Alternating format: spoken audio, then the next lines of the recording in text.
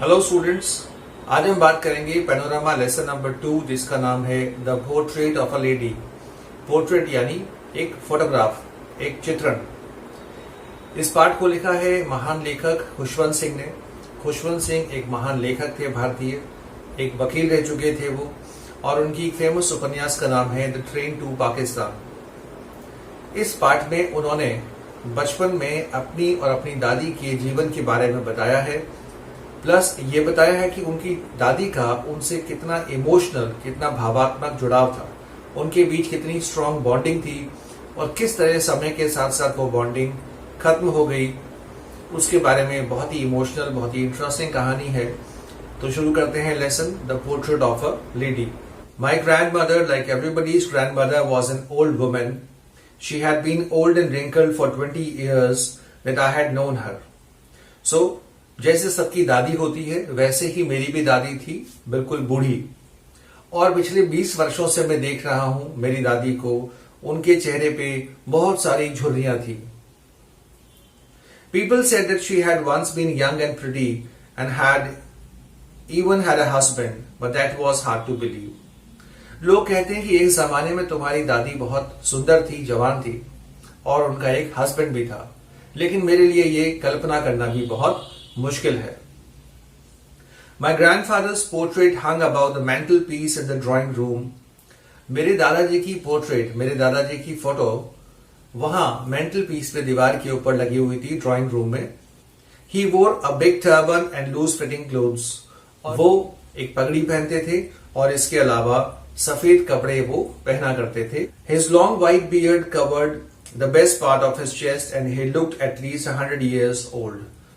दादाजी की सफेद लंबी दाढ़ी थी और उन्हें देख के लगता था कि वास्तव में इनकी उम्र कम से कम 100 वर्ष की रही होगी. He did not look the sort of a person who would have a wife or children. He looked as if he could only have lots and lots of grandchildren.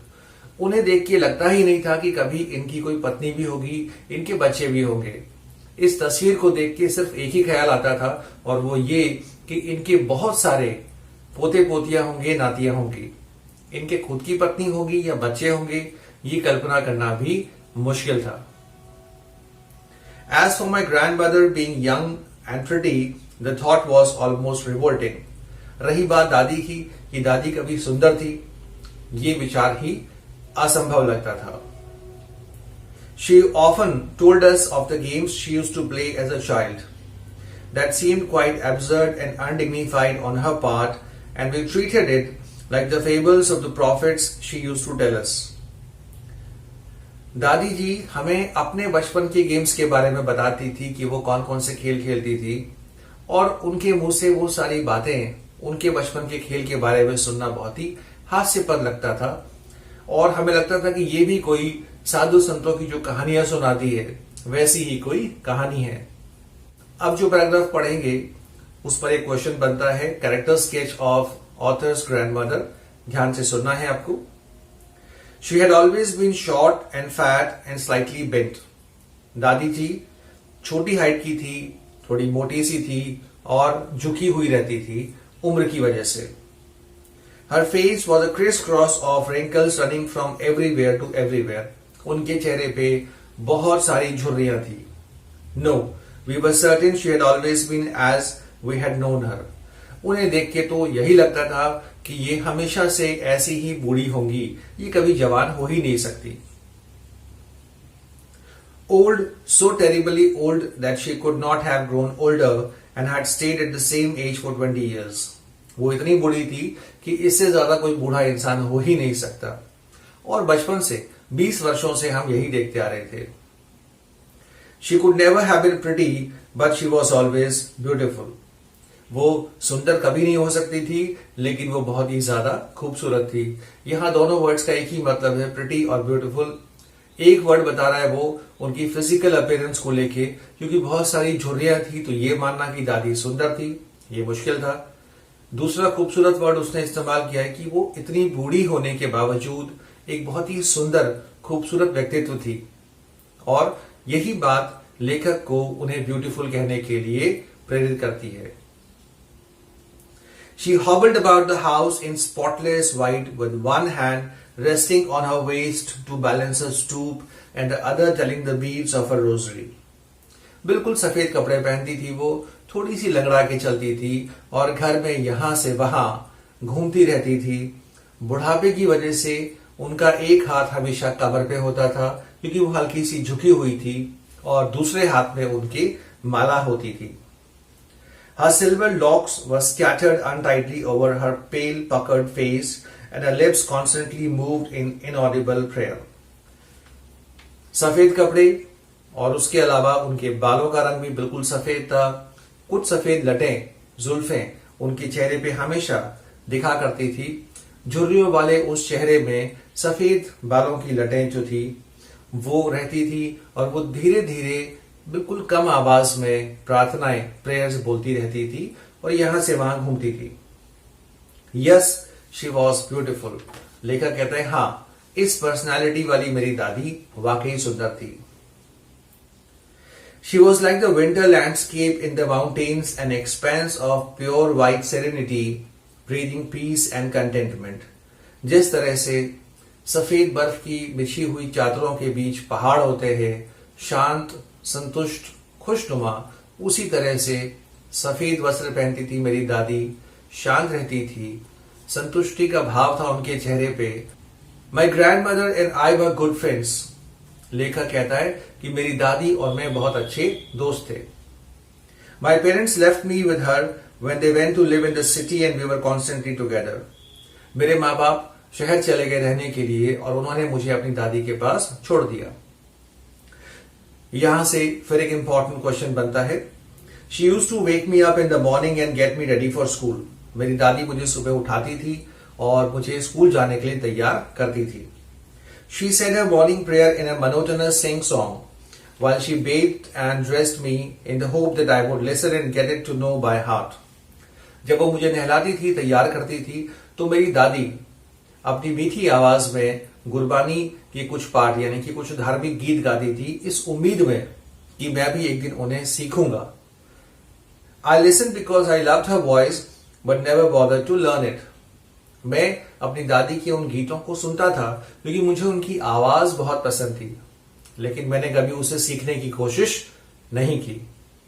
Then she would fetch my wooden slate which she had already washed and plastered with yellow chalk, a tiny earthen ink pot and a red pen, tie them all in a bundle and hand it to me. और उसके बाद दादी मुझे slate, pen, pencil और ये सब चीजें बांध के दिया करती थी। After breakfast of thick stale chapati with little butter and a sugar spread on it, we went to school. और उसके बाद मिलता था मुझे नाश्ता। नाश्ते में रात की बनी हुई सुबह बासी रोटी, यानी कि रात की बनी हुई रोटियां, उसके ऊपर मक्खन और उसके ऊपर चीनी, और उसके बाद हम जाते थे school. She carried several stale chapatis with her for the village dogs. दादी मुझे स्कूल छोड़ने जाती थी और अपने साथ रात की बनी हुई रोटियां, चपाती भी ले जाती थी रास्ते में मिलने वाले गांव के कुत्तों के लिए।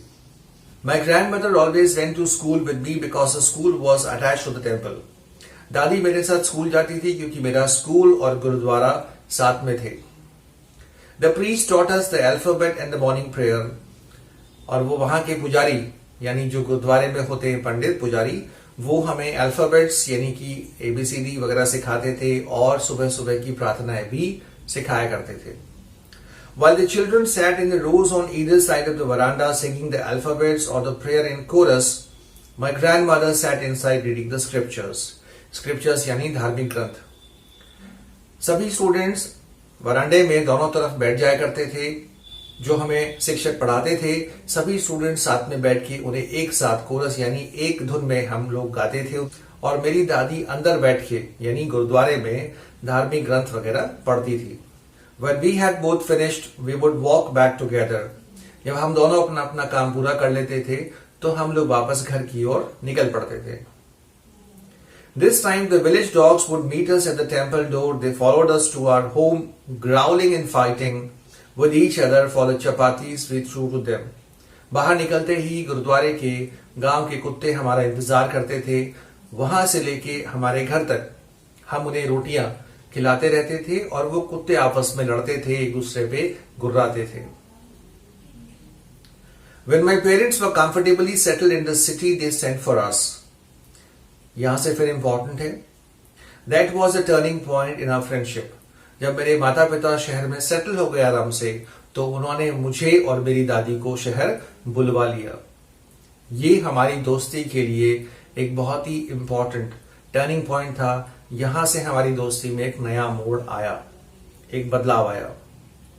Although we shared the same room, my grandmother no longer came to school with me. हालांकि अभी शहर में हम लोग एक ही रूम में रहते थे, मैं और मेरी दादी, लेकिन अब वो मेरे साथ स्कूल नहीं आती थी। I used to go to an English school in a motor bus. मैं अपनी स्कूल मोटर बस में बैठ के जाता था, इसीलिए दादी मेरे साथ स्कूल नहीं चलती थी। There were no dogs in the streets and she took to feeding sparrows in the courtyard of our city house. शहर की गलियों में कुत्ते नहीं हुआ करते थे और इसीलिए दादी अब चिड़ियों को दाना चुगाती थी, चिड़ियों को भोजन करवाती थी हमारे घर के वरांडे में। As the years rolled by, we saw less of each other. जैसे जैसे वर्ष गुजरते गए, समय गुजरता गया, मेरी दादी और मेरा संपर्क कम होता गया। For some time she continued to wake me up and get me ready for school. When I came back, she would ask me what a teacher had taught me. कुछ समय तक तो मेरी दादी मुझे पहले की तरह तैयार करती थी और मुझे यूनिफॉर्म पहना के स्कूल जाने को रेडी करती थी। जब मैं स्कूल से लौट के आता तो मेरी दादी मुझसे बात करती और पूछती थी कि स्कूल में तुम्हें क्या क्या पढ़ाया। I would tell her English words and little things of Western science and learning, the law of gravity, Archimedes principle, the world being round, etc. मैं स्कूल से आने के बाद दादी को बताता था कि मैंने इंग्लिश में कौन कौन से नए वर्ड सीखे हैं, विज्ञान की बातें बताया करता था कि हमने स्कूल में गुरुत्वाकर्षण का सिद्धांत, लॉ ऑफ ग्रेविटी सीखा, आर्किमिडीज का सिद्धांत सीखा और हमने ये भी सीखा कि दुनिया गोल है, वगैरह वगैरह। This made her unhappy, she could not help me with my lessons. ये सब बातें सुन के दादी दुखी हुआ करती थी, वो मुझे अब पढ़ाने में मदद नहीं कर पाती थी। She did not believe in the things they taught at the English school and was distressed that there were no teaching about God and the scriptures. वो ये सब बातें सुन के दुखी होती थी क्योंकि स्कूल में भगवान के बारे में, धर्म के बारे में, पुराणों के बारे में, सांस्कृतिक चीजों के बारे में नहीं बताते थे। ये सब चीजें सोच के दादी दुखी होती थी, उदास रहती थी। One day I announced that we were being given music lessons. She was very disturbed. एक दिन मैंने दादी से कहा कि दादी हमें स्कूल में म्यूजिक की शिक्षा मिली, डांस, नाच गाना वगैरह सिखाया। ये सुन के दादी बहुत निराश हुई। To her, music had lewd association. It was the monopoly of harlots and beggars and not meant for gentlefolk. मेरी दादी की समझ ये थी कि संगीत नाच गाने वाली महिलाओं के लिए होता है, भिखारियों के लिए होता है, सभ्य लोगों के लिए संगीत नहीं होता। She said nothing, but her silence meant disapproval. She really talked to me after that. हालांकि मेरी बात सुन के दादी ने कुछ कहा नहीं, वो चुप रही और उनकी खामोशी का मतलब था कि वो मेरी बात से सहमत नहीं है। उसके बाद उन्होंने मुझसे बात करना लगभग बंद कर दिया। When I went to university, I was given a room of my own. The common link of friendship was snapped. फिर मैं बड़ा हुआ, स्कूल की पढ़ाई पूरी करने के बाद यूनिवर्सिटी में दाखिला हुआ मेरा, तो मुझे अपना अलग से कमरा मिल गया और अब हमारा कॉमन रूम, जो हमारी दोस्ती का एकमात्र तरीका था, वो धागा भी दोस्ती का हमारा टूट गया। मुझे अलग कमरा मिल गया। My grandmother accepted her seclusion with resignation. She rarely left her spinning wheel to talk to anyone. इस एकांतवाद को दादी ने बिना किसी शिकायत के स्वीकार कर लिया। अब उनका पूरा दिन चरखा चलाने में, सूत काटने में निकलता था और वो किसी से ज्यादा बात भी नहीं करती थी। From sunrise to sunset, she sat by her spinning wheel and reciting prayers. सुबह से लेकर शाम तक दादी चरखा चलाती थी, सूत काटती थी और प्रेयर्स बोलती रहती थी। Only in the afternoon she relaxed for a while to feed the sparrows. केवल दोपहर में वो थोड़ा सा आराम करती थी और उस वक्त आराम के समय वो चिड़ियों को भोजन कराती थी।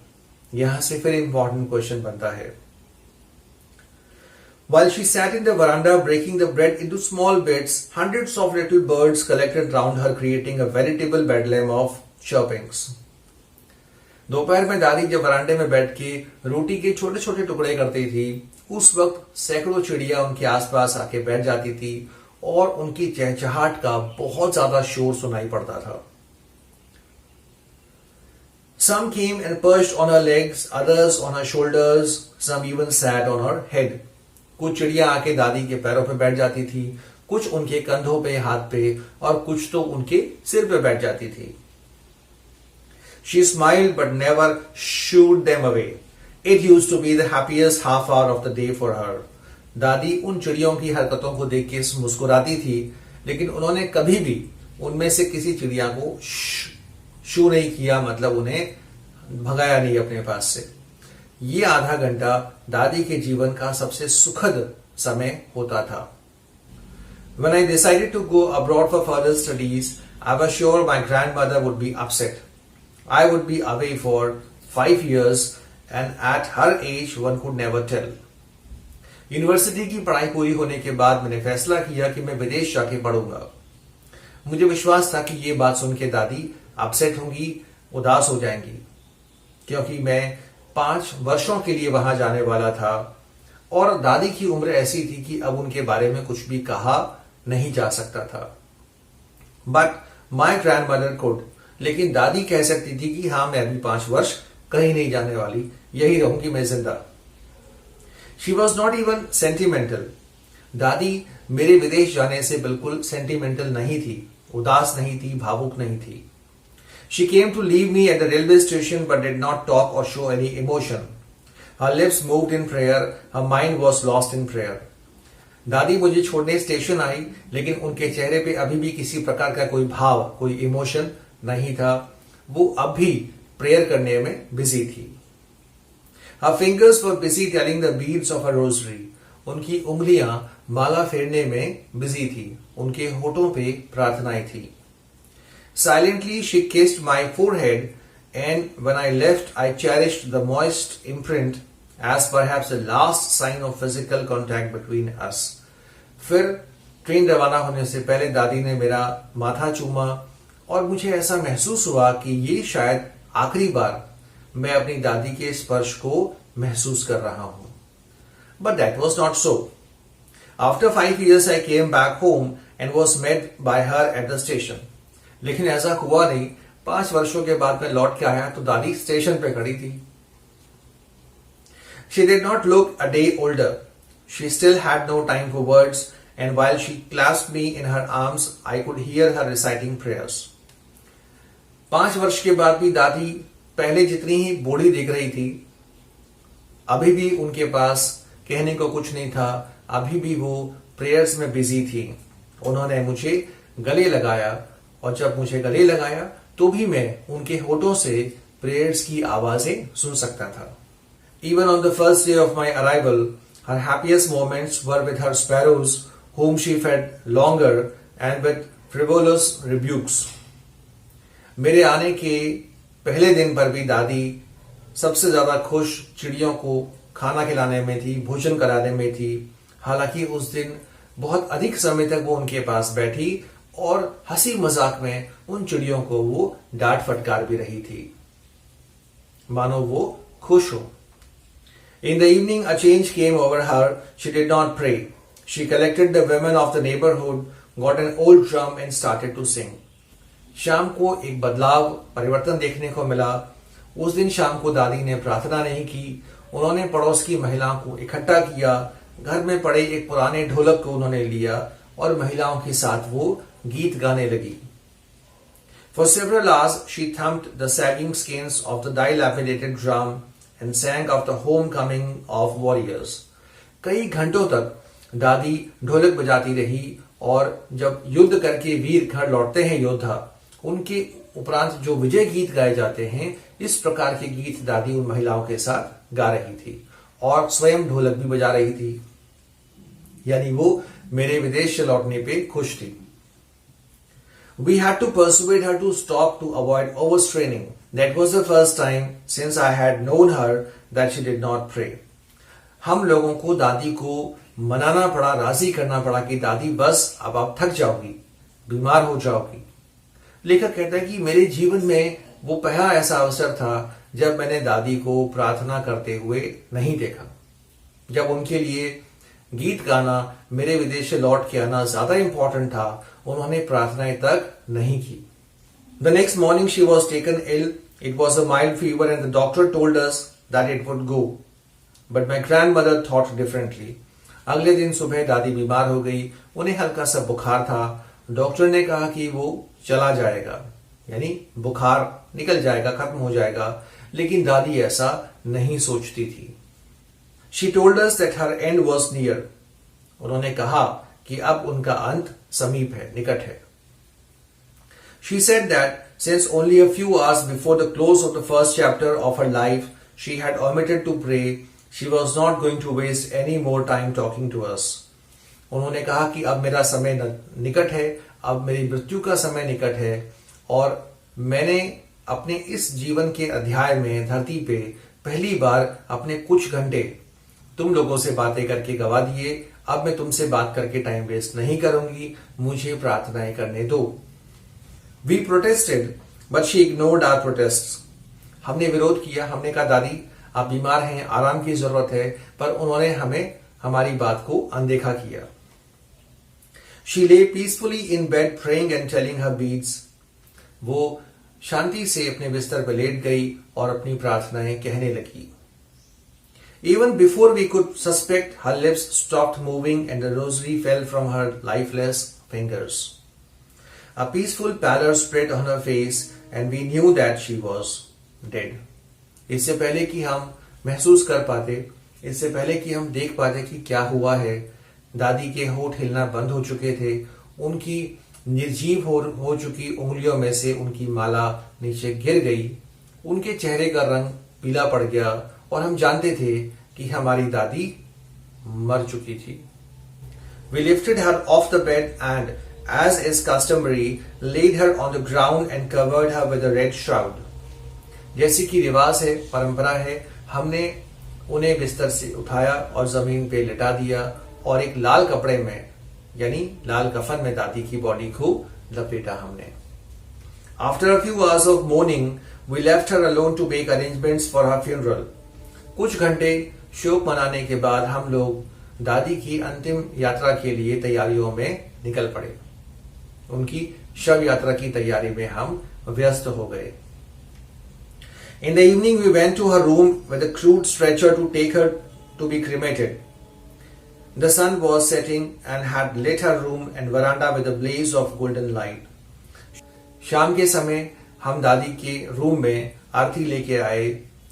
उस वक्त सूर्यास्त का समय हो रहा था और सूरज की रोशनी कमरे में और वरांडे में सब जगह व्याप्त थी, मानो सुनहरा रंग फैला हुआ हो। We stopped halfway in the courtyard, all over the veranda and in her room, right up to where she lay dead and stiff, wrapped in the red shroud.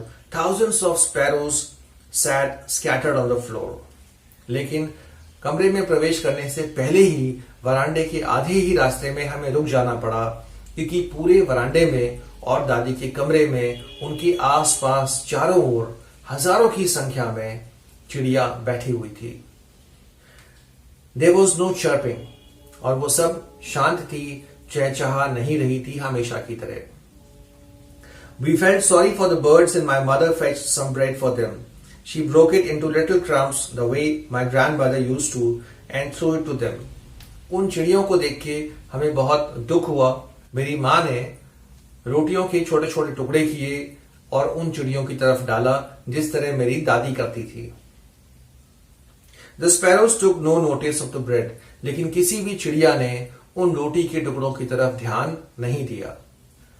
When we carried the grandmother's corpse off, they flew away quietly. Next morning, the sweeper swept the bread crumbs into the dustbin. और जब हमने दादी के मृत शरीर को वहां से हटाया, जब हम उनकी अंतिम शव यात्रा के लिए रवाना हुए, तो सभी चिड़िया खामोशी के साथ वहां से उड़ गई। अगले दिन नौकरानी ने वो सारे के सारे रोटी के टुकड़े डस्टबिन में फेंक दिए। सो स्टूडेंट्स, ये था हमारा लेसन नंबर 2। इसके क्वेश्चन आंसर्स हम लोग नेक्स्ट वीडियो में देखेंगे। इस चैनल को सब्सक्राइब करें और अपने व्यूज जरूर शेयर करें। Thank you very much. God bless.